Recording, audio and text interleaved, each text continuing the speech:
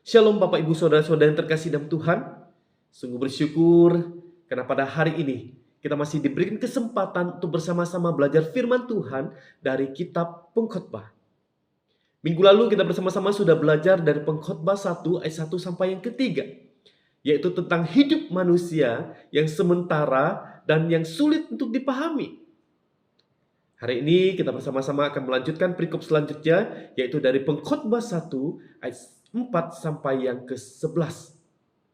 Di mana pada perikop ini pengkhotbah menempatkan 4 unsur kosmologi kuno, yaitu bumi yang bisa kita lihat pada ayat yang keempat, api atau matahari yang bisa kita lihat pada ayat yang kelima, angin atau udara yang bisa kita bersama-sama lihat di ayat yang keenam, dan air yang bisa kita lihat pada ayat yang ketujuh. Di mana tujuannya adalah untuk menggambarkan satu siklus yang terus berulang. Sama seperti siklus alam, generasi manusia akan datang dan pergi. Matahari juga akan terbit dari timur dan akan terbenam di sebelah barat. Bapak, Ibu, Saudara-saudari yang terkasih, sebelum kita membahas lebih lanjut, mari kita bersama-sama mau bersatu di dalam doa. Kita mau memohon pertolongan daripada Roh Kudus. Mari kita bersama-sama bersatu di dalam doa. Bapa Sorgawi, kami bersama-sama sungguh bersyukur kepadamu ya Bapa, di mana Tuhan sudah menjaga dan memelihara akan hidup kami di sepanjang minggu ini. Kami bersyukur karena kebaikan-Mu yang sudah Engkau nyatakan dalam hidup kami. Tidak pernah Engkau meninggalkan kami, dan Engkau selalu ada bersama-sama dengan kami. Bapa Sorgawi, pada saat ini kami bersama-sama mau kembali menyerahkan untuk pemahaman Alkitab kami hari ini. Tuhan, kami bersama-sama mau belajar dari Pengkhotbah 1 ayat 4 sampai yang ke-11. Tuhan tolong kami, mampukan kami untuk kami boleh mengerti akan firman Tuhan yang kami bahas hari ini.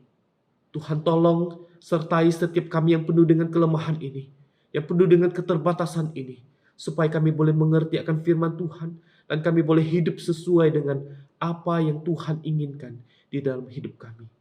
Terima kasih ya Bapa, karena Engkau terlalu baik dan sangat baik kepada setiap kami. Terpujilah nama-Mu ya Bapa. Hanya di dalam nama-Mu Yesus Kristus kami sudah berdoa dan juga bersyukur. Amin.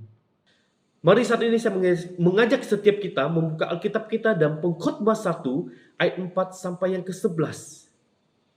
Dalam kitab terjemahan baru 2, LAI memberi judul Keteraturan dan Akibatnya untuk perikop ini. Bapak Ibu, mari kita bersama-sama membuka Alkitab kita. Dan jika sudah dapat, saya akan membacakannya bagi kita semua menurut terjemahan baru 2. Silakan Bapak Ibu Saudara-saudari memperhatikan kitab yang Bapak Ibu Saudara-saudari pakai. Pengkhotbah 1 ayat 4 sampai yang ke-11. Keteraturan dan akibatnya. Ayat yang keempat. Generasi yang satu pergi dan generasi yang lain datang, tetapi bumi tetap ada selamanya. Matahari terbit, matahari terbenam, lalu terburu-buru kembali ke tempat ia terbit. Angin bertiup ke selatan, lalu berputar ke utara. Terus menerus berputar, dan dalam putarannya angin itu kembali. Semua sungai mengalir ke laut, tetapi laut tidak pernah penuh. Ke tempat sungai mengalir, ke situlah sungai kembali mengalir. Segala sesuatu melelahkan, tak habis-habisnya dikatakan oleh manusia. Mata tidak kenyang melihat, telinga tidak puas mendengar. Apa yang pernah dibuat akan dibuat lagi, dan apa yang pernah dibuat akan dibuat lagi. Tak ada sesuatu yang baru di bawah matahari. Adakah sesuatu yang dapat dikatakan, lihatlah, ini baru? Itu sudah ada dulu, lama sebelum kita ada. Tidak ada kenangan akan orang-orang di masa lampau, juga akan orang-orang di masa depan. tidak akan ada kenangan pada mereka yang hidup sesudahnya. Bapak Ibu Saudara-saudari yang terkasih, apa yang dikatakan oleh Kohelet dalam ayat 1 sampai yang ketiga sesungguhnya adalah sesuatu yang realistis. Jika usia kita semakin lanjut, maka kita akan lebih mudah mengerti akan hal ini. Kita mungkin akan berpikir, mengapa dahulu saya memakai begitu banyak waktu dan tenaga saya untuk sesuatu yang tidak berguna untuk saya hari ini? Sehingga akhirnya saya menjadi seperti ini. Selain sesuatu yang mungkin terlihat pesimis namun realistis, Kohelet juga mengatakan bahwa hidup ini penuh dengan variasi atau perubahan. Seperti yang dikatakan pada ayat keempat, generasi yang satu pergi dan generasi yang lain datang. Itu artinya akan ada yang lahir dan akan ada yang mati. Hal ini juga mengingatkan kita bahwa hidup manusia itu begitu singkat di dalam dunia ini, Bapak Ibu Saudara-saudari. Seperti pepatah yang sering kita dengar di dalam masyarakat. Patah tumbuh, hilang berganti. Itulah kehidupan yang sekarang ada, kemudian akan pergi untuk selama-lamanya. Namun, kematian itu tidak menghentikan semua kehidupan yang ada di dalam dunia ini. Karena generasi demi generasi akan lahir ke dalam dunia dan akan terus melanjutkan apa yang harus terjadi di dalam dunia ini. Tidak ada seorang pun yang bisa mengatakan bahwa dia tidak dapat digantikan. Karena sesungguhnya tidak ada manusia yang kekal di dalam dunia ini. Jadi, jangan seorang pun yang boleh mengatakan bahwa tanpa kita semua tidak dapat berjalan dengan baik. Atau tanpa kita semua tidak mungkin bisa terjadi. Karena dengan adanya kita maupun tidak adanya kita, semuanya akan terus berjalan sebagaimana mestinya.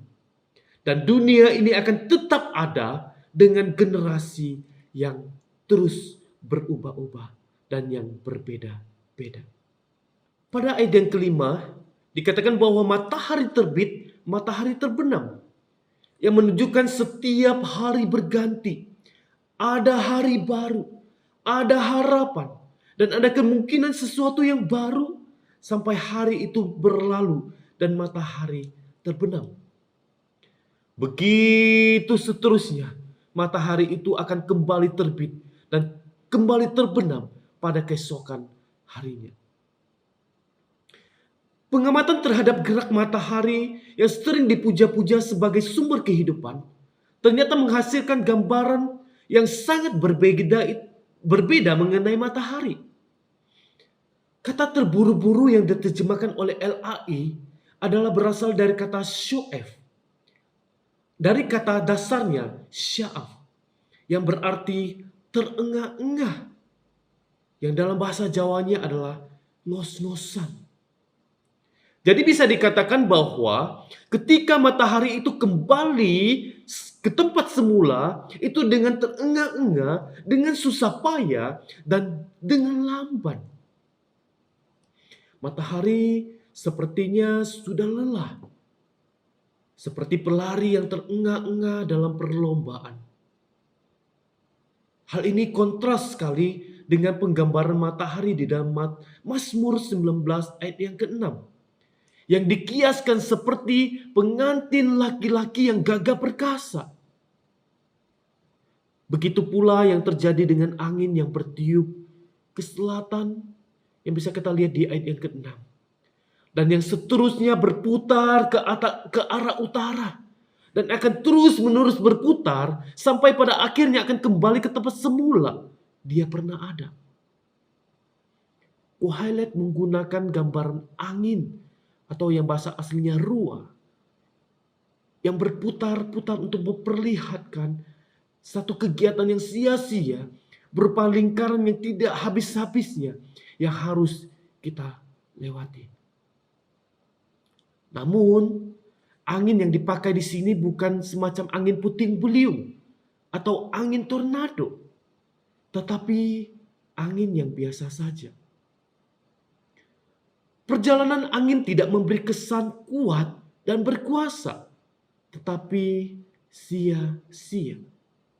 Demikian pula hidup manusia di dalam dunia ini. Sama halnya dengan bumi, matahari, dan angin.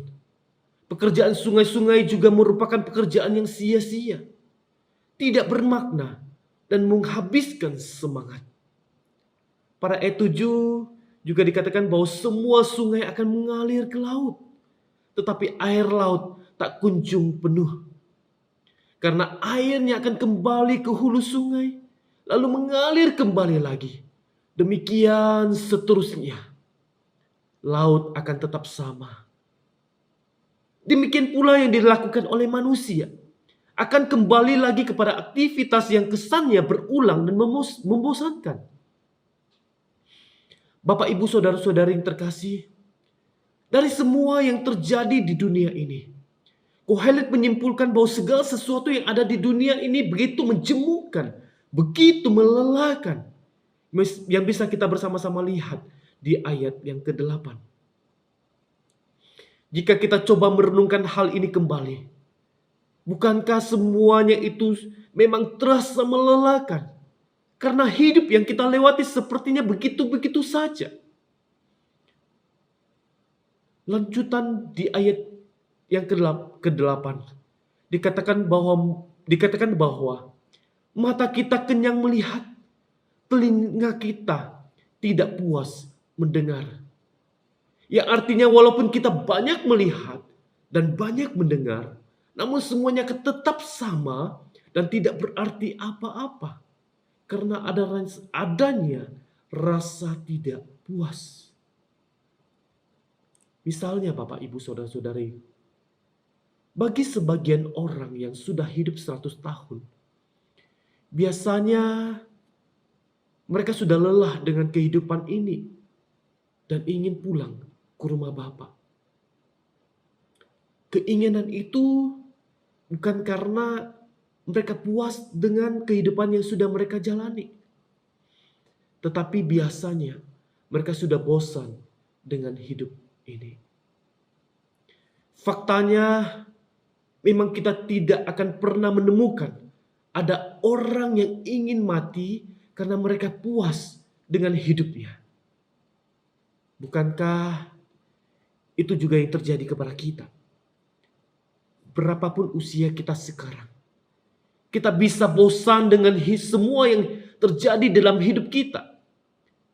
Karena ada begitu banyak orang yang sulit puas dengan hidup ini.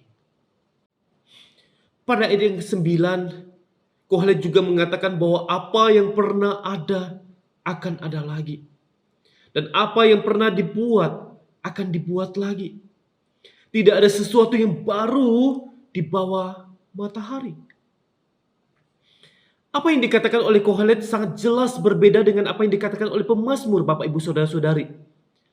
Karena bagi pemazmur, hidup ini sama sekali tidak menjemukan atau melelahkan, tetapi sangat mempesona, penuh dengan kejutan dan hal-hal yang menakjubkan. Sedangkan Kohelet mengatakan bahwa tidak ada yang baru di bawah matahari. Karena semua yang ada di dunia ini sudah ada dari dahulu. Maksudnya adalah tidak ada sesuatu yang khas ataupun unik. Semuanya sama, itu saja, dan membosankan. Memang ada hal baik dan ada hal buruk yang pasti akan terjadi. Setiap zaman itu punya masalahnya sendiri. Setiap zaman punya ceritanya sendiri. Setiap zaman ada yang melakukan kejahatan, ada yang melakukan kebaikan. Dan setiap zaman, dari zaman ke zaman, ada begitu banyak orang yang berusaha untuk hidup kudus. Jadi, seperti yang dikatakan oleh Kohelet, bahwa setiap manusia sebenarnya sama saja. Tidak ada yang baru di dalam dunia ini. Segala sesuatu yang diperkirakan baru ternyata sudah ada sejak dahulu. Bahkan sebelum kita lahir. Menariknya, akhiran yang dipakai di ayat yang ke-10 itu menunjukkan pada kita. Itu artinya di sini Kohelet sedang ingin mengajak kita untuk ikut serta di dalam perenungan yang dilakukan oleh Kohelet. Pada akhirnya Kohelet mengatakan di ayat ke-11, Bapak Ibu Saudara-saudari, tidak ada kenangan akan orang-orang di masa lampau, juga akan orang-orang di masa depan. Tidak akan ada kenangan pada mereka yang hidup sesudahnya. Benar apa yang dikatakan oleh Kohelet, bahwa orang yang hidup pada masa kini tidak akan mengingat yang di masa lampau, dan masa depan tidak akan diingat oleh keturunan sesudah masa depan itu. Manusia mudah lupa. Itulah sifat manusia. Betapapun besarnya nama dan jasa seseorang, generasi yang akan datang akan segera melupakannya. Bapak Ibu Saudara-saudari yang terkasih, dari semua yang kita pelajari dalam Pengkhotbah 1 ayat 4 sampai ke-11, ada dua hal yang bisa kita pelajari menurut Sibly Toner. Yang pertama, tidak ada yang baru di bawah matahari. Gambaran tentang siklus kebosanan dan yang tidak terkatakan dari segala sesuatu dan penyataan apa yang akan terjadi pada ayat ke-8 dan ke-9 itu menggambarkan sebuah pengalaman tentang kesudahan yang tidak asing lagi bagi setiap kita. Namun dalam arti lain, pernyataan itu tidak lengkap. Mengapa? Karena ketika kita mengatakan bahwa apa yang telah terjadi adalah apa yang akan terjadi, tidaklah sama dengan kita mengatakan apapun yang akan terjadi, akan terjadi. Ketika Kohelet mengatakan bahwa apa yang telah terjadi adalah apa yang akan terjadi, itu berarti berbicara tentang dunia yang tidak pernah memberikan ruang bagi keunikan setiap pribadi dan upayanya, kreativitasnya, atau mungkin apapun yang sepertinya tidak masuk akal. Meskipun Kohelet telah berhasil menangkap perasaan umum, ia tidak menggambarkan realitas fisik secara menyeluruh. Namun jika kita berbicara tentang kematian, maka pernyataan tersebut menjadi relevan, Bapak Ibu Saudara-saudari. Dalam konteks kematian, memang tidak ada ruang bagi keunikan setiap pribadi, kreativitas, atau mungkin hal-hal lainnya. Hal ini merupakan kenyataan yang tidak dapat kita hindari, Bapak Ibu Saudara-saudari. Namun, sesungguhnya tatanan penciptaan juga itu tidak bergerak dalam siklus, tetapi lebih mirip spiral. Tidak pernah akan kembali ke titik awal. Ilmu pengetahuan baru tentang studi kias dimulai dengan bukti bahwa bahkan dalam fisika pun ada tempat untuk hal-hal baru di bawah matahari, untuk kejadian tak terduga, dan juga kebetulan, dan juga inovasi. Itulah hidup. Hal kedua yang bisa kita bersama-sama pelajari, Bapak Ibu Saudara-saudari, tidak ada ketenaran yang abadi. Bapak Ibu Saudara-saudari, pencarian ketenaran itu menjadi sorotan dalam perikop ini. Pada zaman sekarang juga ada begitu banyak orang yang berjuang untuk mendapatkan ketenaran, seperti yang dilakukan oleh orang-orang pada zaman dahulu. Mereka berusaha mendapatkan nama yang abadi bagi diri mereka sendiri, agar tidak dilupakan dan mereka diakui. Cerita ini sama-sama bisa kita lihat dalam kisah Menara Babel. Dikatakan dalam Kejadian 11 ayat 4, Marilah kita mendirikan sebuah kota dan sebuah menara, dan marilah kita mencari nama bagi diri kita sendiri. Namun yang menjadi faktanya, semua yang mereka lakukan adalah sia-sia. Karena semua yang mereka kejar hanya untuk ketenaran diri mereka sendiri. Berbeda dengan kisah Abraham. Tuhan berjanji akan memberikan nama yang masyhur baginya, yang bisa kita bersama-sama lihat dalam Kejadian 12 ayat 2. Dan semua yang Tuhan janjikan itu terjadi, Bapak Ibu Saudara. Kenapa? Karena nama yang diberikan oleh Allah itu bukan untuk dirinya sendiri, namun untuk kemuliaan nama Tuhan. Sehingga kita bisa bersama-sama lihat nama Abraham terkenal dan dikenal sampai hari ini. Jadi Bapak Ibu Saudara-saudari, kesimpulannya adalah mari kita bersama-sama jalani hidup kita dengan berfokus kepada Tuhan dan apa yang Tuhan perintahkan kepada setiap kita. Karena kita semua terpanggil untuk menjadi anak-anak Allah. Kita semua telah dipanggil oleh Allah untuk menjadi anak-anaknya. Ini adalah satu panggilan yang begitu spesial yang diberikan kepada setiap kita. Sebuah panggilan yang menghasilkan kekekalan Bapak Ibu Saudara. Oleh karena itu, mari kita semua anak-anak Allah. Kita terus bersama-sama belajar untuk mengasihi Allah dan mengasihi sesama kita. Kita juga terus berusaha belajar untuk melayani Tuhan kita dan mendukung pekerjaan Tuhan yang ada di gereja, baik melalui tenaga kita maupun melalui dana yang kita punya. Memang kita semua akan lenyap seperti debu. Tetapi ketika hal itu terjadi, kita telah menyelesaikan semua perjalanan iman kita dengan baik. Bapak Ibu Saudara-saudari yang terkasih, mari setiap kita yang telah terpanggil menjadi anak-anaknya, kita hidup sesuai dengan apa yang Tuhan inginkan di dalam seluruh kehidupan kita. Mari kita bersama-sama menutup pendalaman Alkitab kita hari ini di dalam doa. Bapa Sorgawi, pada saat ini kami bersama-sama kembali datang kepadamu ya Bapa.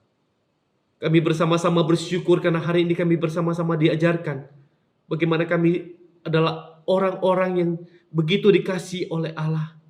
Kami adalah orang-orang yang dipanggil menjadi anak-anak Allah. Tuhan, tolonglah setiap kami. Kiranya apapun yang kami lakukan di dalam dunia ini, kami boleh lakukan dengan hati yang tertuju kepada Tuhan. Dengan hati yang sungguh-sungguh memandang kepada Tuhan. Dan hati yang sungguh-sungguh ingin melakukan kebenaran firman. Sehingga di dalam setiap perjalanan hidup kami boleh menjadi anak-anak Allah yang hidup melakukan kebenaran firman di dalam hidup kami. Tuhan, tolonglah kami Tuhan. Kami adalah manusia-manusia yang penuh dengan kelemahan. Kadang kami gagal, kadang kami lalai. Tuhan tolong ingatkan kami terus bahwa segala sesuatunya adalah tentang Tuhan dan bukan tentang diri kami sendiri. Biarlah di dalam seluruh perjalanan hidup kami boleh melakukan hal-hal yang sesuai dengan Tuhan inginkan. Sehingga ketika kami selesai dari dunia yang sementara ini, kami boleh menyelesaikan perjalanan iman kami dengan baik, dengan hati yang sungguh bersyukur dan sungguh menjalankan firman Tuhan dengan baik. Terima kasih ya Bapa untuk kasih setia dan kebaikan-Mu bagi setiap kami. Terpujilah nama-Mu ya Bapa. Hanya di dalam nama-Mu Yesus Kristus kami sudah berdoa dan juga bersyukur. Amin. Sampai jumpa kembali dalam pendalaman Alkitab kita selanjutnya. Tuhan Yesus memberkati.